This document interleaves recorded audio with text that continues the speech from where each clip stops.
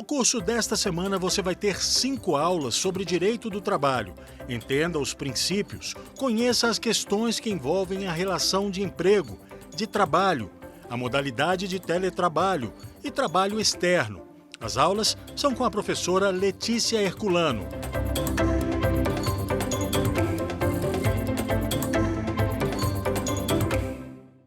Olá, tudo bem? Meu nome é Letícia Herculano, eu sou professora de Direito do Trabalho e Processo do Trabalho. Sou advogada trabalhista, especialista em Direito do Trabalho e Processo do Trabalho, especialista também em Processo Civil e Direito Civil, e mestranda em Direitos Sociais e Processos Reivindicatórios. Hoje, nós vamos falar de um tema muito importante, que é o término do contrato de trabalho. Bom, aqui nós vamos tratar de resilição contratual, resolução, rescisão, força maior, fato do príncipe, morte do empregador, todas as formas possíveis de se terminar um contrato de trabalho. A resilição é o término do contrato de trabalho que não se tenha ocorrido nenhuma falta grave. Bom, entende-se que as partes elas não são obrigadas a permanecerem no contrato. Então, tanto o empregado como o empregador estão livres para permanecer naquele contrato. Considerando isso, se houver o pedido de demissão por parte do empregado, ele está colocando fim ao contrato de forma imotivada. E também tem a questão da dispensa sem justa causa, que é quando o empregador põe fim àquele contrato de forma imotivada. Há também uma inovação da reforma trabalhista que trouxe a hipótese de resilição bilateral, que compreende o acordo entre as partes contratantes que colocam fim ao contrato. É denominado de distrato também. Vamos primeiramente às hipóteses de resilição unilateral. Demissão.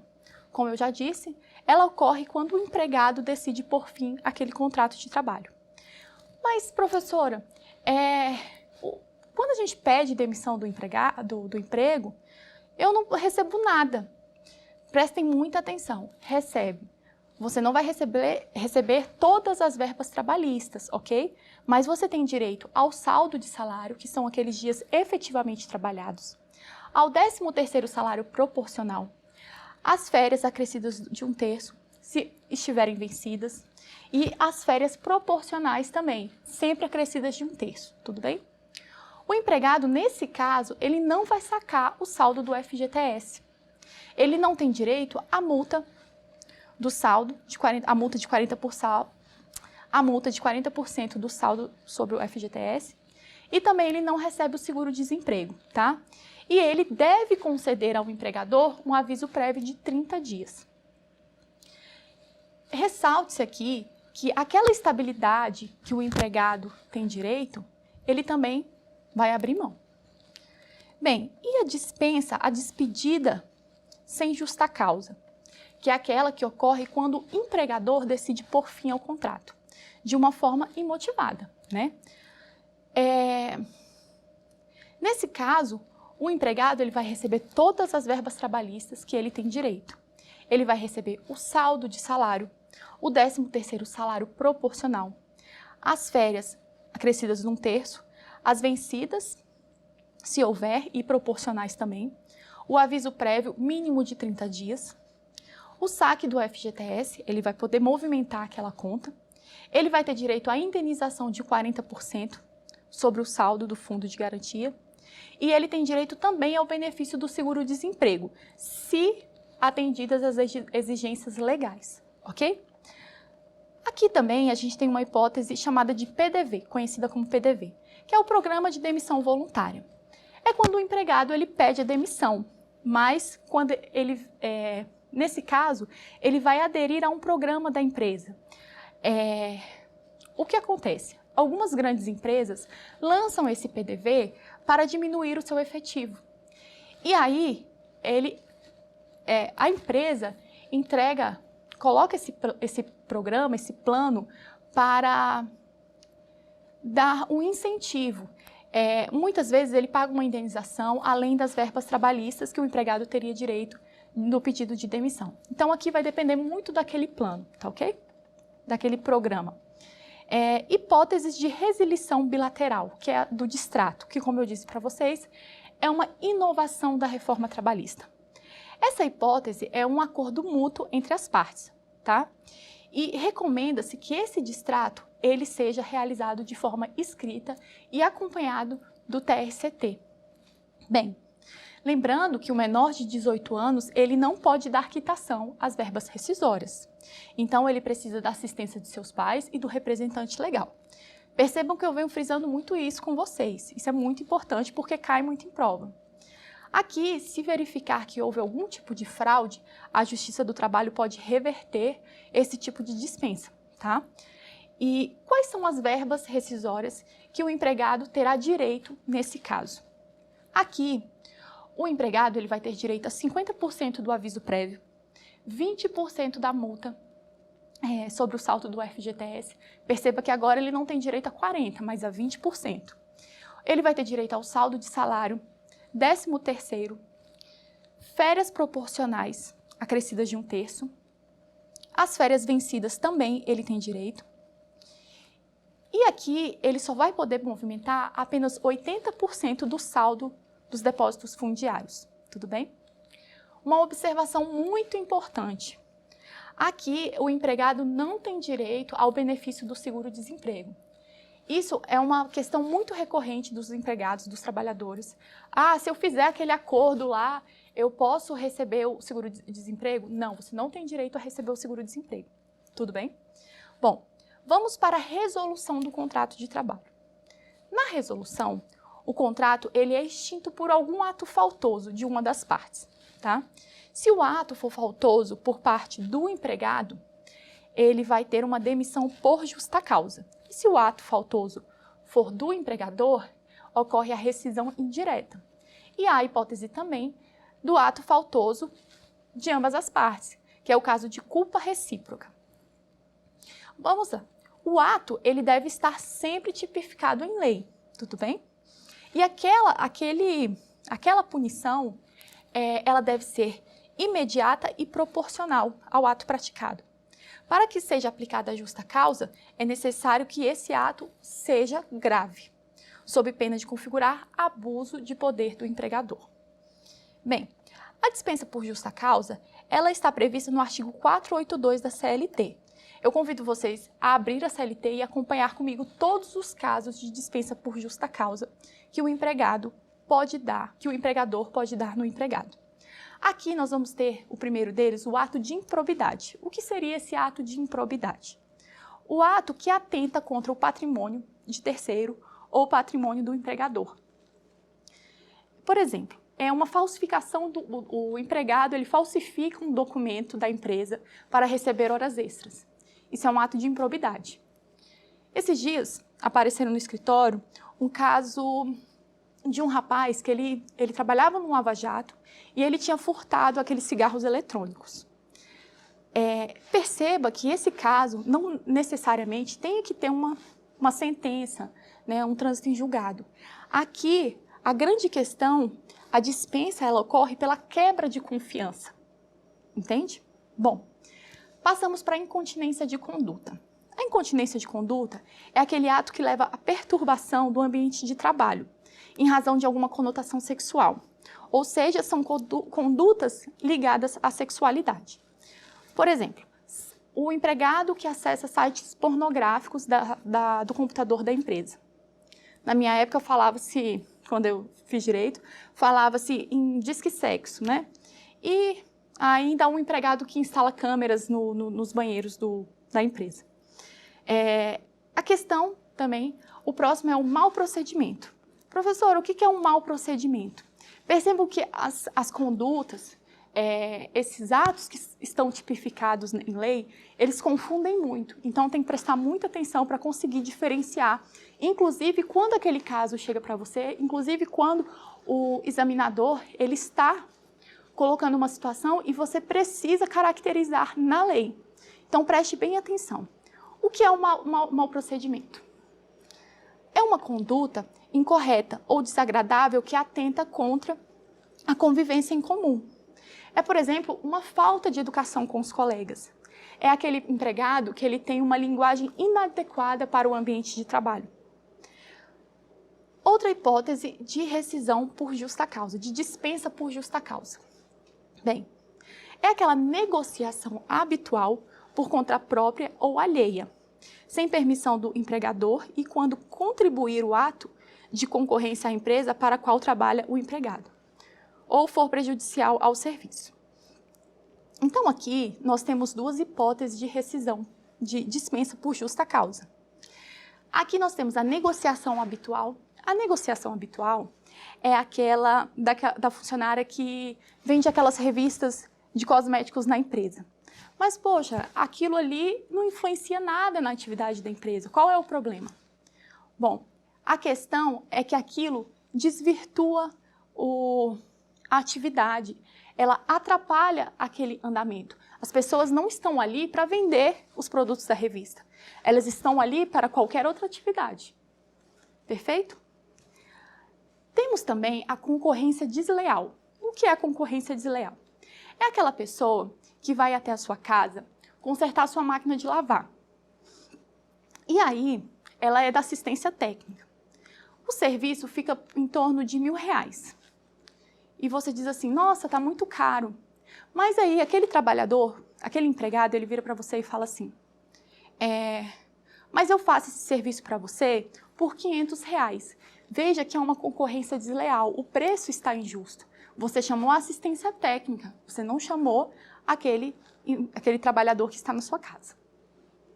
Bem, temos também o caso de condenação criminal do empregado passada em julgado, caso não tenha havido suspensão da execução da pena. Olha só, o fundamento desta hipótese é que não é o caso da condenação em si, é a falta de... No caso aqui, é a impossibilidade que o empregado tem de prestar aquele serviço. Ele está cumprindo uma condenação criminal, ele está preso, ele não vai poder prestar o serviço. Nós temos também o caso da desídia no desempenho das respectivas funções. O trabalho é aquele trabalho que ele é realizado com má vontade, com uma certa preguiça, com desleixo. Aqui, uma observação muito importante. É necessário que o empregado seja reincidente naquela conduta, tá? A conduta que é negligente, ele tem que praticar mais de uma vez, para caracterizar a desídia. Por exemplo, quando você chega, você passa pela portaria do seu prédio e por volta de meia-noite, 1h da manhã, o porteiro está dormindo. Isso é um caso de desídia, tá? Ou, por exemplo, o médico que abandona o plantão, colocando os seus pacientes em risco, é um caso de desídia. Tudo bem? Bem, nós temos também o caso de embriaguez habitual ou em serviço. Veja, nesse caso aqui, nós temos dois tipos de embriaguez, que é a embriaguez habitual, aquela embriaguez que ocorre fora do local de serviço, mas ela reflete diretamente na prestação dos serviços, tá? Nesse caso, o TST, ele entende que, como a Organização Mundial de Saúde declarou que a embriaguez é um caso de doença, o TST entende que não é uma hipótese de justa causa, tá? Mas que é uma indicação de tratamento ao empregado. Já a embriaguez no serviço é um caso de justa causa e ela basta para que aconteça uma vez. É aquele caso que o empregado ele leva uma garrafa de vodka e está tomando no banheiro. Isso é um caso de dispensa por justa causa. Aqui não se trata apenas de bebidas alcoólicas, mas de todas as drogas afins. Tudo bem? Bem, temos também o caso de dispensa por justa causa por violação de segredo da empresa. Nesse caso aqui, há uma quebra de confiança entre as partes. Por exemplo, o empregado, ele é funcionário de uma grande rede de bebidas. Em um determinado refrigerante, ele tem um segredo. Só que o empregado vai lá na internet e divulga os ingredientes daquele refrigerante. Isso é um caso de violação de segredo da empresa. Tudo bem? Bem, Nós temos também o ato de indisciplina e insubordinação. É bem difícil, quando você está lendo a CLT, conseguir caracterizar, conseguir diferenciar esses dois. O que seria, então, um ato de indisciplina? O ato de indisciplina é quando o empregado descumpre ordens de caráter geral. Por exemplo, o empregado ele deixa de usar o uniforme, tá? Casos de insubordinação. A insubordinação é quando você descumpre ordens do seu superior. Quando, por exemplo, ele lhe pede para entregar um trabalho e você não entrega no prazo determinado. Ele pede para você entregar um trabalho na sexta-feira até às 18 horas. E aí o que você faz? Você entrega só na segunda-feira. E a empresa tem um prejuízo no caso de apresentar um recurso judicial. Já prescreveu, né? Então, é um caso de insubordinação. Bem, nós temos também o caso de abandono de emprego. A CLT, a lei, ela não especifica qual é o prazo para o abandono de emprego. Porém, a doutrina diz que são de 30 dias. Bem, essas faltas devem ser todas injustificadas pelo período consecutivo de 30 dias. E aqui é necessário dois elementos. O elemento objetivo, que é a ausência continuada no serviço por 30 dias, e o elemento subjetivo, que é aquela intenção do empregado de faltar ao serviço. O abandono ele pode ser caracterizado mediante o envio de carta registrada e que o empregador não obteve resposta. Ou quando o empregador também consegue demonstrar que aquele funcionário já está trabalhando em outra empresa. Ok? Temos também a questão do ato lesivo, a honra e a boa fama. É aquele ato do empregado que configura uma ofensa contra o empregador, contra o superior hierárquico, terceiros, como a questão de calúnia, difamação, injúria. Por exemplo, o empregado ele chega na empresa dizendo que o dono está cometendo crime de lavagem de dinheiro. Se ele não tem prova, se ele não sabe se isso é verdade, isso é um crime de calúnia. Então, ele não poderia estar ali dentro da empresa falando isso. Isso é um ato que pode ser configurada a justa causa. Bem, a questão também é possível a ofensa física. A justa causa por ofensa física, salvo no caso de legítima defesa. Contra o empregador, contra o seu superior hierárquico ou contra terceiros. Observação, essa ofensa, ela pode ser tentada ou consumada. E ela não precisa necessariamente ter uma condenação criminal ou algum ferimento à vítima, né? Basta a conduta agressiva do empregado com o empregador para que ocorra essa ofensa física que ensejará a dispensa por justa causa. Outra hipótese também de justa causa é a perda da habilitação ou de requisitos estabelecidos em lei para o exercício da profissão, em decorrência da conduta dolosa do empregado. Perceba que o dispositivo fala em conduta dolosa do empregado. Bom, se a perda da habilitação ela ocorrer por conduta culposa ou caso de força maior, não é um caso de dispensa por justa causa, tudo bem?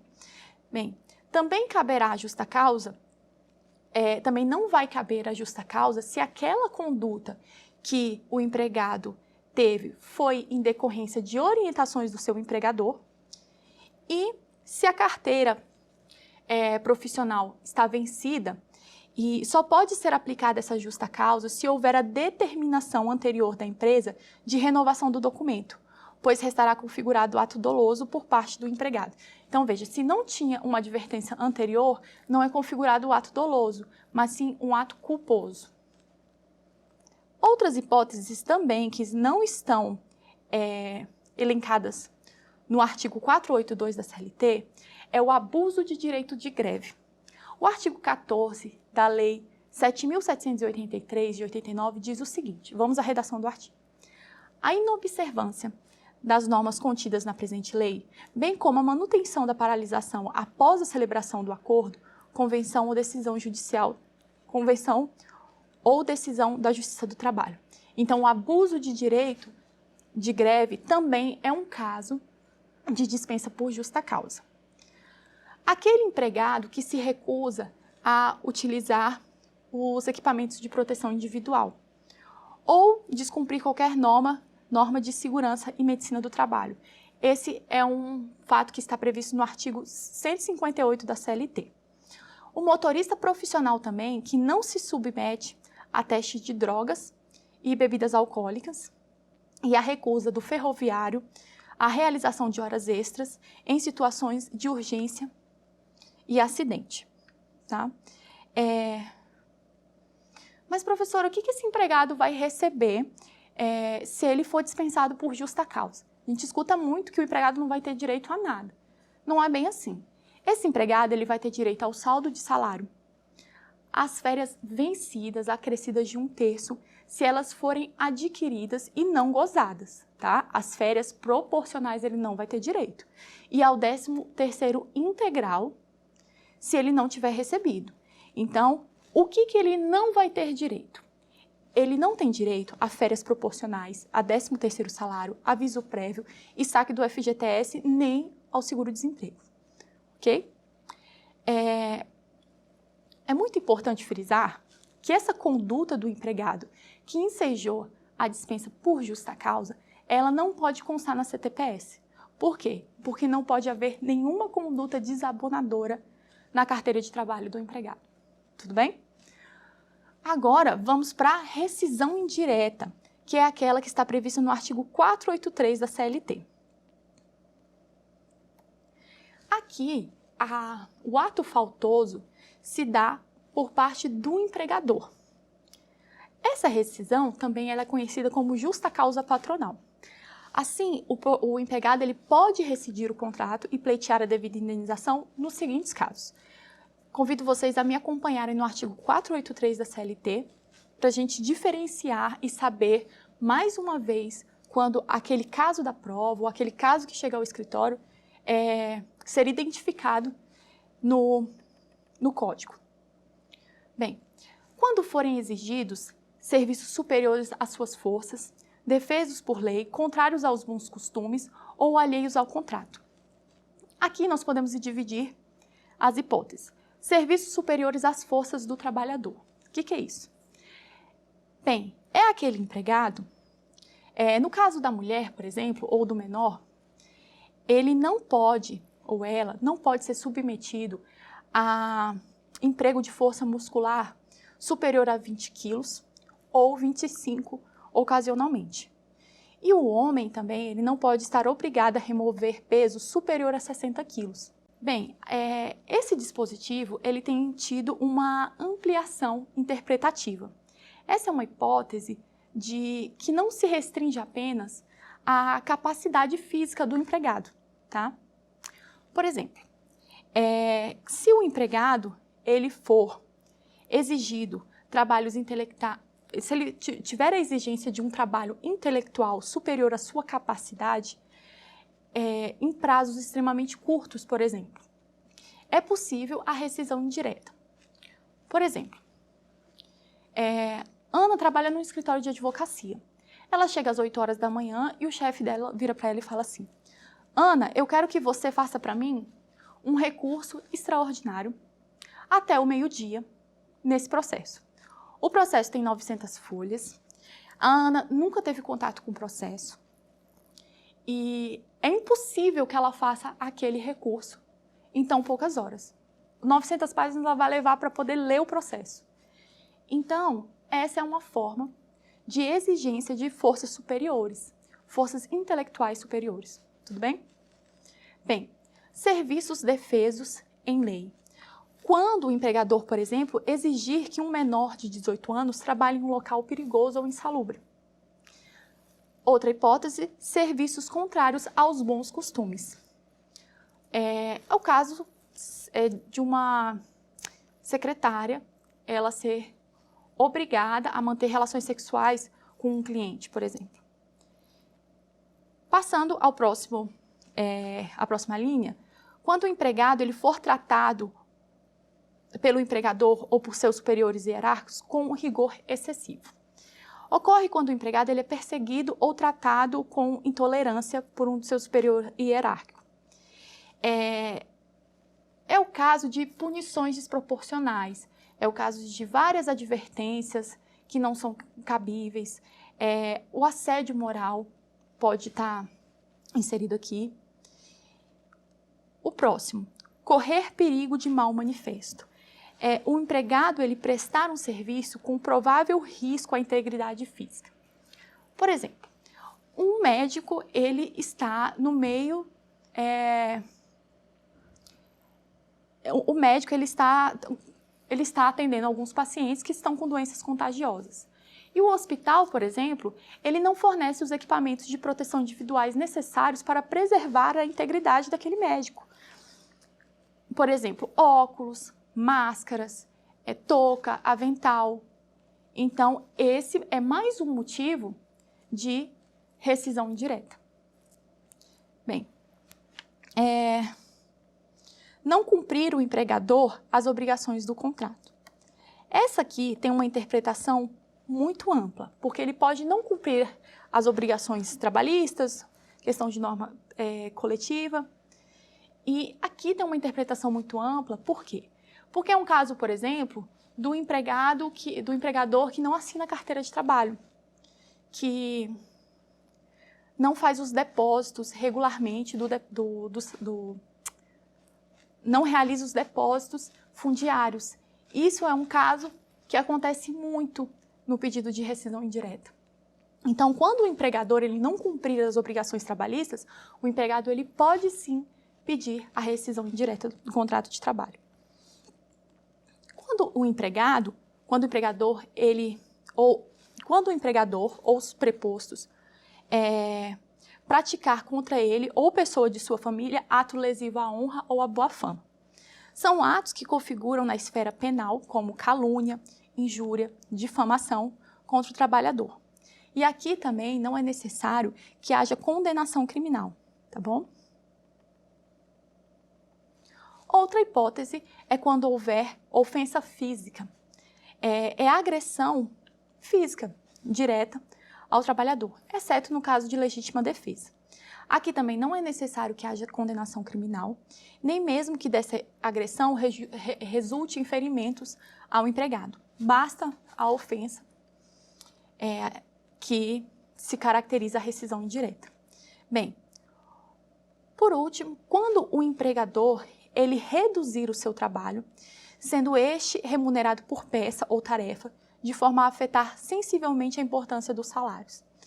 Isso trata de uma forma de redução indireta do salário, que é vedado pelo artigo 7º, inciso 6º da Constituição Federal. Bom, e se ocorrer uma dessas condutas? O empregado ele deve imediatamente deixar de prestar serviços? Em regra, sim. Porém, a doutrina entende que em duas situações é possível que o empregado permaneça no emprego, prestando serviços, e faça o pedido de rescisão indireta na Justiça. Quais são essas hipóteses? Quando o empregador descumprir as obrigações contratuais ou quando houver redução do trabalho por peça ou tarefa. Em regra, a rescisão indireta em si, ela é declarada pela Justiça do Trabalho, tá? Porque em raríssimas exceções, o empregador ele confessa que teve uma conduta lesiva contra o trabalhador, né? E aí, quais são as verbas que o empregado vai receber na rescisão indireta? Bom, o empregado ele vai receber todas as verbas como se ele tivesse como se ele tivesse sido dispensado sem justa causa, que é o caso do saldo de salário, 13º salário proporcional, férias acrescidas de 1/3, vencidas e proporcionais, aviso prévio mínimo de 30 dias, o depósito, ele vai poder movimentar toda a conta do FGTS, a multa de 40% e também ele vai ter direito ao seguro-desemprego se ele preencher os requisitos legais. Tudo bem? Agora vamos para o caso de culpa recíproca, que é o que está previsto no artigo 484 da CLT e súmula 14. Aqui, tanto o empregado como o empregador, eles cometem faltas graves concomitantemente, Ou seja, é quando o empregado ou o empregador, de forma conjunta, eles praticaram algumas das condutas que nós vimos um pouco aqui atrás, tá? Da rescisão indireta ou da dispensa por justa causa. E aí se caracteriza a culpa recíproca. Bem, quais são as verbas rescisórias que o empregado tem direito nesse caso? Bem, quais são as verbas que o empregado ele terá direito na culpa recíproca? Primeiro, ele vai ter direito ao saldo de salário, ele vai ter direito a 50% do aviso prévio, 13º salário proporcional, férias vencidas se houver, férias proporcionais, todas acrescidas de 1/3, e a multa do FGTS será de apenas 20%, tá? O empregado ele pode movimentar integralmente a sua conta do FGTS e ele terá direito, muito importante aqui, ele não terá direito ao seguro-desemprego, tá?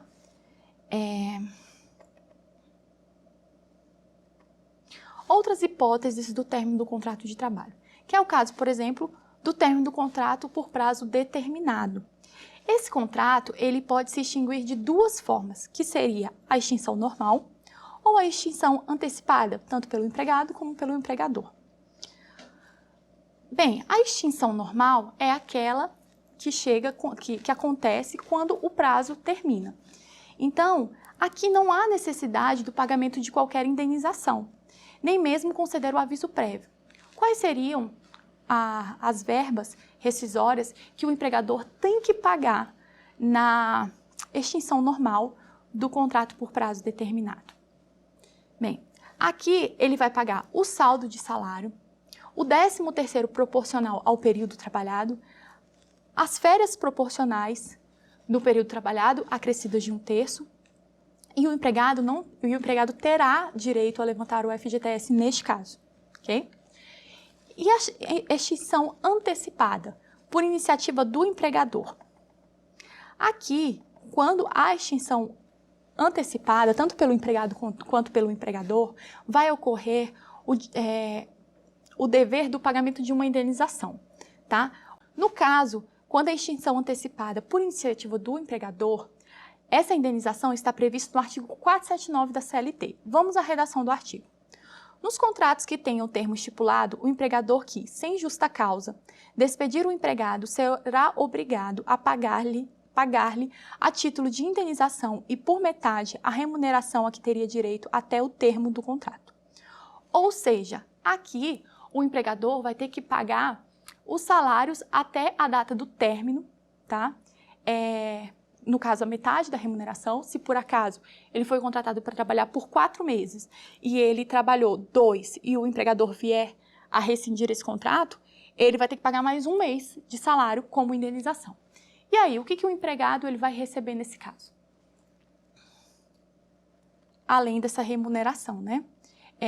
O empregador ele terá direito ao saldo de salário, ao 13º proporcional dos dias trabalhados, ao 13º proporcional ao tempo trabalhado, as férias proporcionais acrescidas de 1/3, ele vai ter direito de levantar o saldo do FGTS e a multa de 40% também ele tem direito, e a indenização que a gente já falou aqui do artigo 479 da CLT.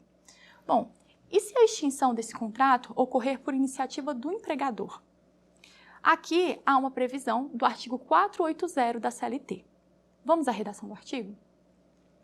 Havendo termo estipulado, o empregado não se poderá desligar do contrato sem justa causa, sob pena de ser obrigado a indenizar o empregador dos prejuízos que desse fato lhe resultarem. Parágrafo 1º. A indenização, porém, não poderá exceder aquela que teria direito o empregado em idênticas condições. Assim, caso o empregado ele peça desligamento antes do prazo determinado, ele vai ter que pagar também uma indenização dos prejuízos causados, porém com o limite da mesma indenização que ele receberia se fosse o empregador que tivesse pedido a dispensa, tá? Que tivesse feito a rescisão desse contrato. Nesse caso, quais são as verbas rescisórias que o empregado vai receber? Aqui ele vai receber o saldo de salário, o 13º proporcional, férias acrescidas do terço constitucional, proporcionais, né? E uma observação importante, que é essa questão do artigo 480. Ele vai ter que pagar esses prejuízos, né, da indenização prevista do artigo 480. Observação muito importante. Existe uma hipótese para que não se aplique essas indenizações previstas no artigo 479 e 480, que é quando esse contrato por prazo determinado tem uma cláusula chamada cláusula assecuratória do direito recíproco. Artigo 481 da CLT. Vejamos, aos contratos por prazo determinado que contiverem cláusula assecuratória do direito recíproco de rescisão antes de expirado o termo ajustado, aplicam-se, caso seja exercido tal direito por qualquer das partes, os princípios que regem a rescisão do contrato por prazo determinado. Então, a cláusula assecuratória nada mais é que a concessão de um aviso prévio, né? E aí faz com que as partes não precisem pagar essas multas que a gente acabou de ver. Bom, agora nós vamos para a extinção do contrato em razão de força maior. O que seria isso? O artigo 501 da CLT vai falar bem para a gente. Vamos à redação do artigo. Entende-se como força maior todo acontecimento inevitável em relação à vontade do empregador e para a realização do qual este não concorreu, direta ou indiretamente.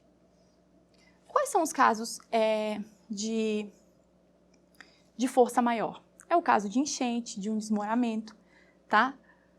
Nesse caso, quais são as verbas que o empregado terá direito de receber? O empregado vai receber o saldo de salário, o 13º salário proporcional, as férias acrescidas de 1/3, as vencidas, as férias proporcionais acrescidas de 1/3, o aviso prévio, conforme a previsão da súmula 44 do TST, 20% da multa sobre o saldo do FGTS, e o empregado poderá movimentar a sua conta do FGTS e terá direito também à percepção do seguro-desemprego se preencher os requisitos legais, ok? Observação muito importante. O artigo 503 da CLT prevê a alteração unilateral dos salários no caso de força maior. Esse artigo ele não foi recepcionado pela CLT, tudo bem? Bem, há também uma discussão na doutrina muito importante com relação ao pagamento desse aviso prévio no caso de força maior. Maurício Godinho Delgado diz o seguinte, que a CLT ela não menciona a sua redução ou seu não pagamento, então ele é devido. Já Sérgio Pinto Martins afirma que é indevido, pois há um justo motivo para o término daquele contrato. Então, não há o pagamento do aviso prévio. Agora, nós vamos tratar do fato do príncipe, que está previsto no artigo 486 da CLT. O que seria esse fato do príncipe como modalidade de extinção do contrato de trabalho? Bem, ocorre o fato do príncipe quando a administração pública é responsável pela paralisação dessa empresa. Por exemplo, o município ele desapropria a área que corresponde a um estabelecimento comercial. Isso é um fato do príncipe. Se configurado o ato do príncipe, para que seja configurado, é necessário a presença de alguns requisitos, tá? Isso é colocado pela jurisprudência, que o fato seja inevitável, a ausência de culpa do empregador e a impossibilidade absoluta de continuação daquele contrato, ok? Neste caso, o ente estatal, ele vai pagar alguma das verbas rescisórias. Então, vamos lá. O empregador, ele vai pagar saldo de salário, 13º salário proporcional, férias vencidas acrescidas de 1/3, férias proporcionais acrescidas de 1/3, e o empregado poderá movimentar integralmente o saldo do FGTS. E também ele vai ter direito à percepção do seguro-desemprego. E aí, o que o Estado vai pagar nesse caso?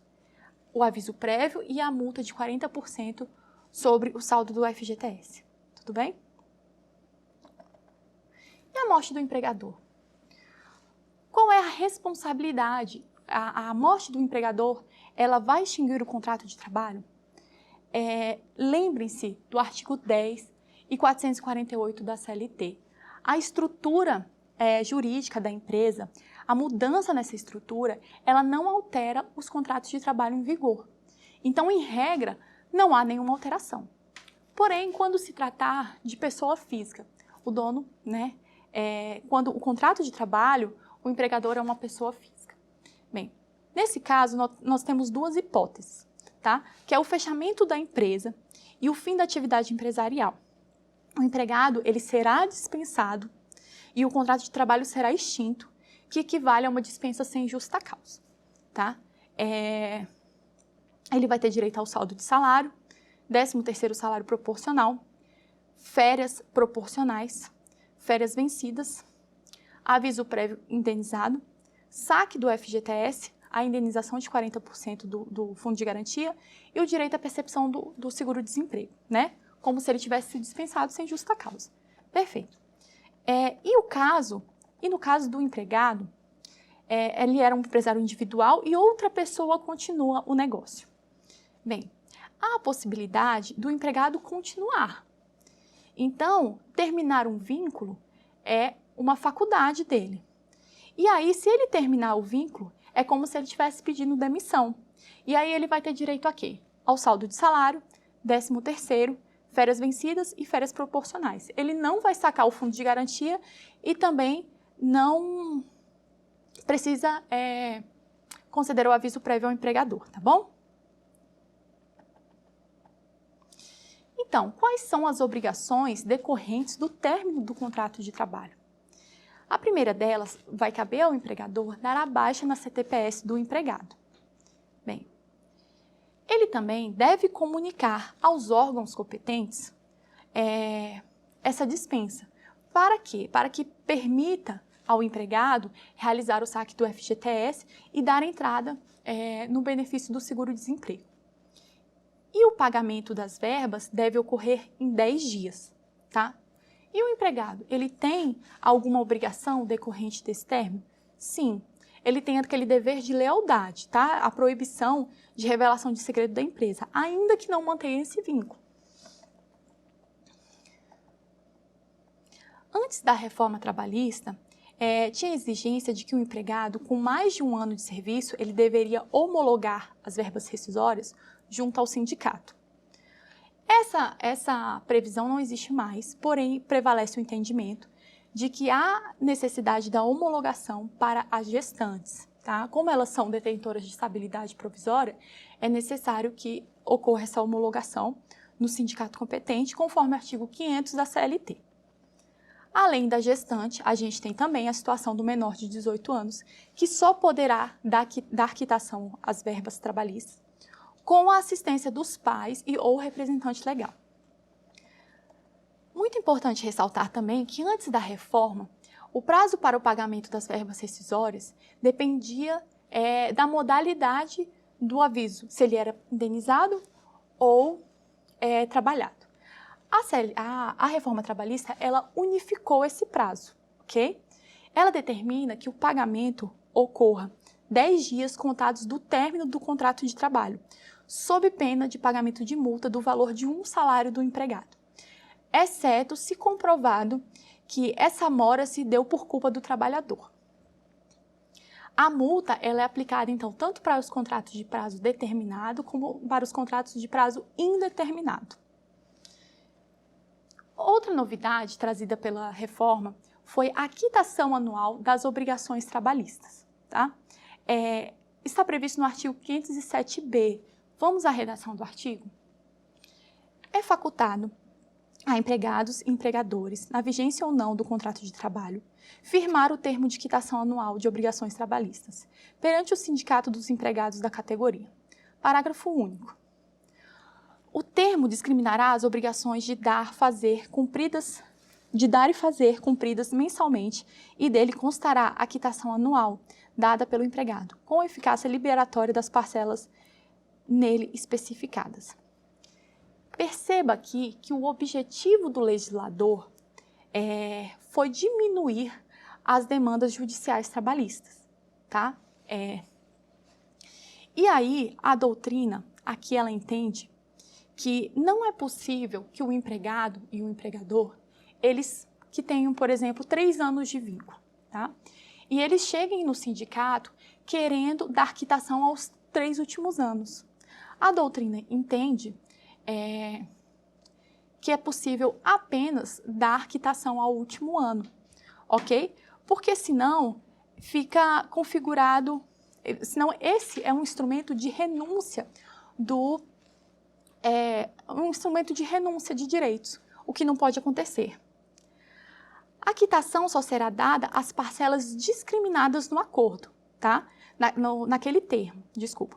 As parcelas não são consignadas no termo e aquelas parcelas, desculpas, que não estão discriminadas no termo, elas poderão ser discutidas futuramente em juízo. Bem, o termo ele deverá ser homologado obrigatoriamente por um sindicato. Então, considerando que essa é uma faculdade do sindicato, se ele se negar, não tem nenhum outro órgão competente para poder homologar essa declaração. Finalizando, é muito importante destacar também que o empregador e o empregado, eles não podem firmar quitação de direitos indisponíveis, como indenização por dano moral, como estabilidade. Tudo bem? Então, chegamos ao final de mais uma aula. Vamos ao quiz?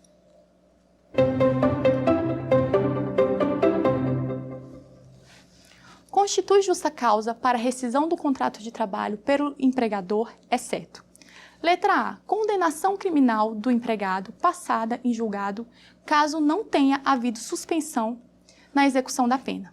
Letra B. Embriaguez habitual ou em serviço. Letra C. Falta consecutiva de 3 dias. Letra D. Incontinência de conduta ou mau procedimento. Já sabe a resposta? Bem, a letra A, a condenação criminal do empregado passada em julgado, caso não tenha havido suspensão da execução da pena, é um caso previsto, né, no artigo. Então, esse é um caso de justa causa. A letra B, embriaguez habitual ou em serviço. Lembre-se, a embriaguez habitual é aquela que ocorre fora do serviço, mas que reflete diretamente nas atividades laborais. Ou em serviço, que basta uma única vez para que se caracterize a justa causa. Letra C, falta consecutiva de 3 dias. Bem, lembre-se que o abandono de emprego é necessário 30 dias de faltas consecutivas. Letra D, incontinência de conduta ou mau procedimento. A incontinência de conduta está ligado à conotação sexual no ambiente de trabalho, e o mau procedimento é aquele empregado que tem uma conduta incorreta, desagradável, né, que usa uma linguagem inadequada dentro do ambiente de trabalho. Então, o gabarito da gente, letra C, falta consecutiva de 3 dias. Vamos para a questão número 2.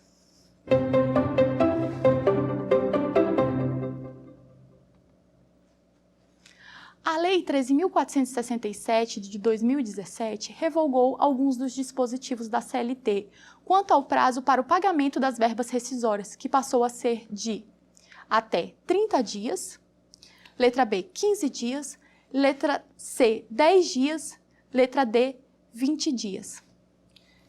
Já sabem o gabarito?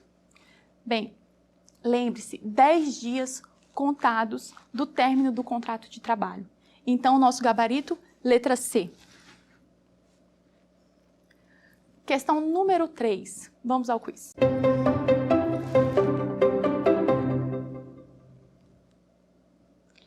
Questão 3. De acordo com a consolidação das leis do trabalho, na demissão por justa causa, o empregado tem assegurado o pagamento do 13º salário proporcional. Letra B. O direito à liberação do fundo de garantia do tempo de serviço sem o acréscimo de 40%. Letra C. O aviso prévio indenizado no prazo mínimo. Letra D. A indenização de férias vencidas acrescidas de 1/3, quando contemplado o período aquisitivo. Já sabe a resposta? Bem, Quando se tratar de demissão por justa causa, lembre-se, o empregado ele só terá direito ao 13º integral, se for o caso, as férias vencidas, mas ele não vai ter direito, no caso aqui da letra B, que é o pagamento do 13º salário proporcional. Também não vai ter direito à liberação do fundo de garantia, nem mesmo da multa de 40%. Ele também não tem direito ao aviso prévio, tá? Então, a correta é a letra D, indenização de férias vencidas acrescidas de 1/3 quando contemplado o período aquisitivo. Então, chegamos ao fim de mais uma aula. Hoje nós tratamos sobre o término do contrato de trabalho. A gente falou de resilição, que é quando uma das partes do contrato de trabalho decidem pôr fim ao contrato de trabalho, seja de forma unilateral ou de forma bilateral, que é o caso do pedido de demissão, o caso de dispensa sem justa causa e o distrato, né, que é uma novidade trazida pela reforma trabalhista. Nós tratamos também do término do contrato por prazo determinado. As hipóteses de quando o contrato ele é rescindido de forma natural, né, pelo decurso do prazo, ou quando é antecipadamente rescindido aquele contrato por iniciativa do empregado, do empregador. Tratamos de força maior, de fato do príncipe. No caso de morte do empregador, todas as obrigações que são decorrentes do término do contrato e a questão da quitação anual das verbas trabalhistas. Essa também é mais uma inovação da reforma trabalhista. Bem, ao longo de todo o curso nós tratamos dos princípios, das relações de emprego, relações de trabalho, duração do trabalho. Tratamos de inúmeros tópicos muito importantes para a sua prova do exame de ordem, para a sua prova de concurso. E eu agradeço a oportunidade, espero que eu tenha passado um pouquinho de conhecimento para vocês, que vocês tenham aprendido um pouco comigo. E bons estudos a todos! Quer dar uma sugestão de tema para os cursos do Saber Direito? Então mande um e-mail para a gente, saberdireito@stf.jus.br, ou entre em contato por WhatsApp. O número é esse que aparece na tela. Você também pode acompanhar as aulas pela internet. Acesse tvjustiça.jus.br ou o nosso canal no YouTube, TV Justiça Oficial.